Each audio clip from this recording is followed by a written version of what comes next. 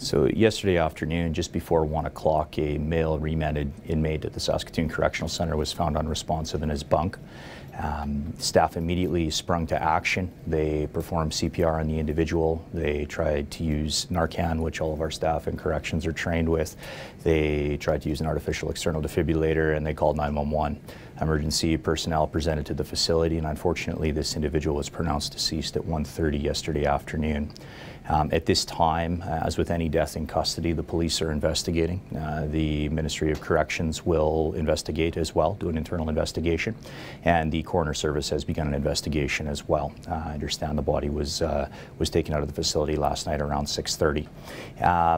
At this time, the police will determine whether it was foul play or not.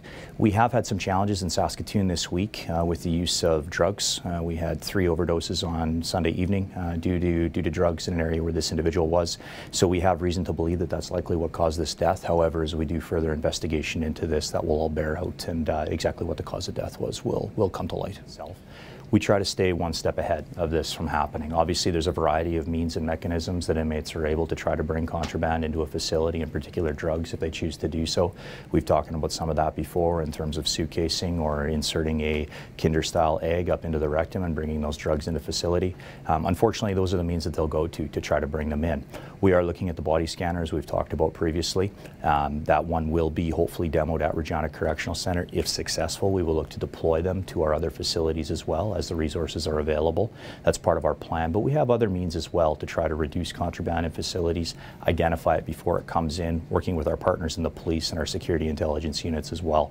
So that work, I would say, is a 24/7 battle. But what we've seen here this week, if this is the case, and if this was an overdose, these are the extreme negative effects that can happen from bringing contraband, and in particular drugs, into a correctional facility. Not only that, the impact it has on our staff, on the facility, on the other inmates, and on families as well. I want to commend our staff for the fast action they took, for the ability to respond to this individual. Unfortunately, it wasn't successful, but I would suggest for everyone like this, there are probably 10 to 20 or more successful interventions when these occur. It is a challenge for us, obviously, dealing with that contraband as it is anywhere else in the country, but we'll continue to try to stay ahead on that game.